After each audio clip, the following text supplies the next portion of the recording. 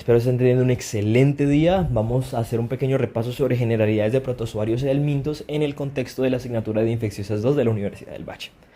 Primero vamos a hablar del concepto de parasitismo, ¿sí? Parasitismo es un proceso en el cual pueden verse involucrados múltiples organismos como virus, hongos, bacterias. Sin embargo, dentro del contexto de esta asignatura solo tomaremos como foco de estudio a dos, a los protozoarios y a los helmintos. Este tipo de interacciones son de suma importancia para la salud pública, ya que, por ejemplo, organismos como la malaria, según la OMS, han generado de 1 a 2 millones muertes al año. Por eso el médico tiene que estar en la capacidad de reconocerlos, tratarlos y de entender su importancia para la salud, para el tratamiento del paciente. Como tal, un proceso parasitario es que un organismo vive a expensas de otro ser vivo al cual va a parasitar y el que parasita recibe un beneficio y el parasitado sufre un daño. Por ejemplo, en la película Parásito, las personas que vivían a costa de los millonarios eran el organismo parasitario, mientras los millonarios eran el organismo parasitado. Y aquí también entramos a definir un concepto importante, y es el de hospedero. Ahí existe un error semántico, pues porque hospedero como tal, es quien se está quedando en mi casa, ¿cierto? Siendo el símil entre el parásito, quien se hospeda en mi casa, ergo el cuerpo, ¿cierto?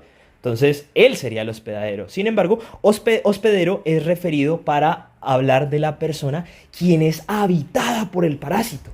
Entonces, aquí nosotros, dentro de la asignatura, realizamos la corrección del término como hospedador, ¿sí? El huésped, quien usualmente en los libros es referido como la persona parasitada, aquí cambia a denominarse hospedador. ¿Listo? No más huésped, sino hospedador. Entremos entonces a generar una pequeña diferenciación entre el comensalismo y la simbiosis con el parasitismo. El comensalismo es que dos especies diferentes y asociadas, una va a obtener un beneficio y la otra realmente no es afectada en lo absoluto. ¿Sí? Por ejemplo, han visto la rémora que se le pega al tiburón. Eso es un tipo de comensalismo. ¿Sí? El tiburón no se afecta y la rémora está alimentándose de lo que le caiga.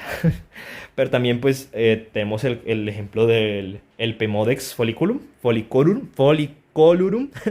quien es una clase de microorganismo que se encuentra en las pestañas y en las cejas y se va a alimentar de la suciedad o de lo egresado en los folículos, en las glándulas sebáceas, y realmente no nos genera ningún daño a nosotros. Ahora, vamos a diferenciarlo con la simbiosis. La simbiosis es una interacción biológica entre especies donde puede haber un beneficio mutuo o afectarse. El punto es que es mutuo. De hecho, el mutualismo, que seguramente lo han escuchado en sus clases de biología, es un tipo de simbiosis donde siempre ambas especies salen beneficiadas y no pueden vivir la una sin la otra. Por ejemplo, el líquen. El líquen es una especie de organismo que está compuesto por un hongo y por alguna clase de organismo fotosintético. Entonces, esta agrupación no puede ser separada porque si no los organismos morirían. ¿Listo? Vamos a hablar de los tipos de parásitos que existen. Tenemos ectoparásitos, que van a vivir en la superficie de los animales, incluyendo los humanos. Por ejemplo, las pulgas son ectoparásitos. Tenemos a los endoparásitos. Acuérdense que endo es un sufijo que refiere adentro y están dentro del organismo y pueden estar, no sé, debajo de la piel, en la sangre, en el tracto gastrointestinal, en el tracto geniturinario, en el sistema nervioso, o pueden estar en todas partes y ser sistémico al mismo tiempo, ya cuando hay una parasitemia severa. Entonces, ya diferenciamos el concepto de ectoparásito y endoparásito. Ahora vamos a diferenciar el concepto de oportunismo. Oportunismo es organismos que generalmente no son patológicos, que son comensales de nuestro cuerpo. Por ejemplo, en realidad son más simbióticos mutualistas. Por ejemplo, hay ciertas bacterias que nos ayudan a digerir ciertas sustancias y ellas pues se benefician de tener un lugar seguro donde no los maten y puedan obtener alimento constantemente. Pero a veces esas bacterias pueden convertirse en negativas, ¿no? Entonces el oportunismo es el proceso en el cual es una bacteria o un organismo que generalmente no nos generaba un malestar, una incomodidad o no nos afectaba. De repente, por ciertas circunstancias, se convierte en patogénico. Esto es mucho más común en los individuos inmunocomprometidos. ¿sí? Por lo general, personas con VIH, cuyos bacterias de la flora intestinal tienden a generar este proceso de oportunismo, o ciertos otros organismos que antes estaban ahí, no generaban ninguna infección o problema, ahora lo están haciendo. Y esto no es muy común en individuos inmunocompetentes, ¿sí? Vamos a hablar de los 10 tipos de parásitos más comunes a nivel mundial. Tenemos el Ascaris lumbricoides, quien genera la mayor tasa de infecciones, ¿sí? Tenemos las uncinarias, tenemos el Trichus trichuria, la malaria, que genera más muertes a nivel mundial. Tenemos a la Entamoeba histolítica, a las filarias, a los chistosomas, quien es el único que no está presente en Colombia. O sea, de los 10 parásitos más comunes a nivel mundial, el único que no está presente en Colombia es el chistosoma. Tenemos a la Yardia, tenemos al Trypanosoma y tenemos a la Leishmaniasis, ¿sí? Entonces vamos a entrar a las definiciones. Tenemos huésped, que acuérdense que en otros libros se ha referido como el hospedero, ¿sí? En otros libros se ha referido como hospedero o como huésped. Nosotros los vamos a referir como hospedero, ya que hospedero es quien alberga al parásito. Entonces, cuando yo les hable de hospedero, imagínense básicamente a lo que podrían encontrar en otros libros referidos como huésped. ¿Listo? Los hospederos pueden diferenciarse en diferentes tipos. El hospedero definitivo, quien es el hospedero que le permite alcanzar el estado adulto al parásito y donde hay reproducción sexual, ¿sí? Entonces, por ejemplo, en malaria, el Anófeles es el hospedero definitivo porque ahí ocurre la reproducción sexual del microgametocito y el macrogametocito para la hembra, ¿sí, no? Entonces, él sería el hospedero definitivo. Nosotros somos un hospedero intermedio. Es decir, aquí nosotros vamos a tener replicación asexual, donde él no llega al estado adulto y pues tampoco hace la tan llamada reproducción sexual, ¿sí? Si él no cumple entonces con los dos criterios de que se reproduce sexualmente y alcanza el estado adulto, entonces el organismo no va a tener un hospedero definitivo, ¿sí? También hay hospederos paraténicos. Los hospederos paraténicos son los que lo transportan, ¿sí?, sin que el parásito sufra un cambio específico. Paraténicos, entonces no sufre un cambio específico. Hospedero intermedio es que hace reproducción sexual pero nunca alcanza el estado adulto. Y el hospedero definitivo es donde sí se realiza reproducción sexual y llega al estado adulto. Y ojo, si no cumple con los criterios de llegar a estado adulto y de que haya reproducción sexual, no hay hospedero definitivo para ese parásito.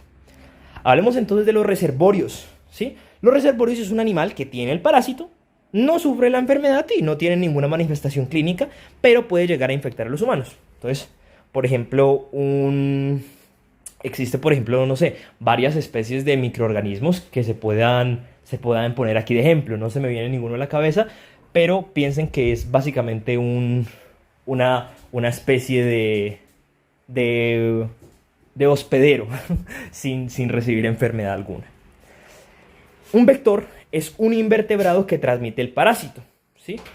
Por ejemplo, el mosquito, o las pulgas, o algunas babosas y caracoles, en el caso de ciertas enfermedades por helmintos.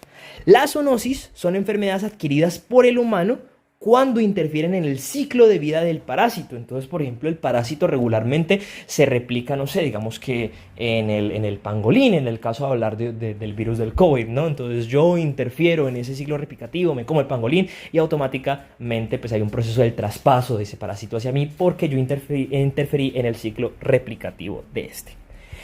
Vamos entonces a hablar de la diferenciación entre la palabra infección y la palabra enfermedad. La infección parasitaria es el organismo que coloniza al ser humano, pero no produce enfermedad, ¿sí? Eso es una infección parasitaria. O sea, o sea, solamente lo está utilizando para reproducirse, ¿sí? Por así decirlo, es como su reservorio, solo está ahí reproduciéndose, sin afectarlo directamente. Pero la enfermedad parasitaria es una infección que causa enfermedad, es decir, sí hay un proceso donde el ser humano funge como reservorio, está ayudando a que se replique el organismo, pero automáticamente cuando ese organismo pasa a ser patógeno, pasa a generarle una noxa, ya es una enfermedad parasitaria, ¿sí? Esta puede ser leve, severa o incluso mortal, ¿sí? La patogenicidad es la capacidad de ese organismo de producir la enfermedad, ¿sí? O sea, de que el organismo tenga mecanismos y formas de hacer que esa infección pase a ser una enfermedad. Esa es la patogenicidad como tal. La virulencia es la potencia de la enfermedad para que se disemine o genere complicaciones, ¿no? La virulencia puede ser baja, media, alta, tiene un espectro gigantesco. Entonces, ya vimos el concepto de patogenicidad y virulencia, entramos a ver dos focos de diferenciación importantes, y es cuando se refieren a endémico y a epidémico. Endémico es una zona geográfica donde el organismo es habitual, ¿sí? Por ejemplo, digamos que hay zonas de Colombia que son endémicas para tipos de dengue, ¿sí? O sea, donde el organismo ya es muy común. Y en epidémico puede referirse a dos cosas. Primero, que aparecen casos donde antes no habían, o sea, de la nada, por ejemplo, digamos que en Alaska hay un caso de malaria, de dengue, que sería raro. Entonces es una epidemia de dengue. O la otra es que los casos antes no eran, o sea, había muy bajos casos de este organismo.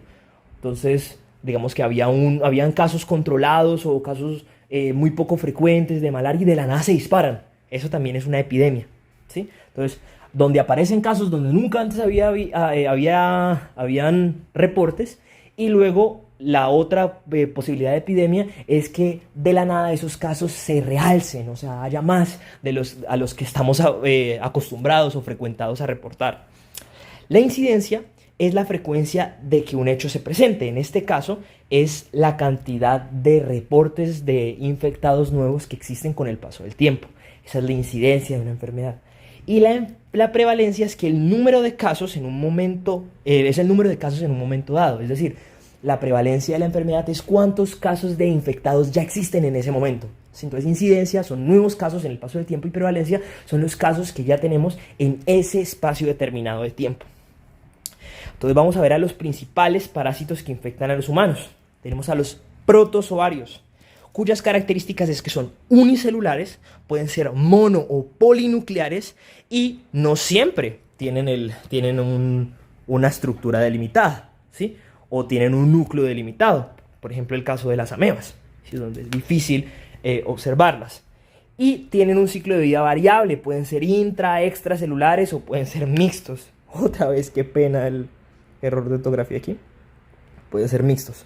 Por ejemplo, el Plasmodium o el Trypanosoma cruzi, la Leishmaniasis, la Entamoeba histolítica, la Yardia, el Toxoplasmosis, las tricomonas. Todos ellos son ejemplos de protozoarios. Luego tenemos a los helmintos. Los helmintos van a infectar a los seres humanos y pueden llegar a ser multicelulares, pueden ser grandes o pequeños. Por ejemplo, hay unos helmintos que pueden llegar a infectar a las ballenas que miden casi 8 metros. ¿Sí?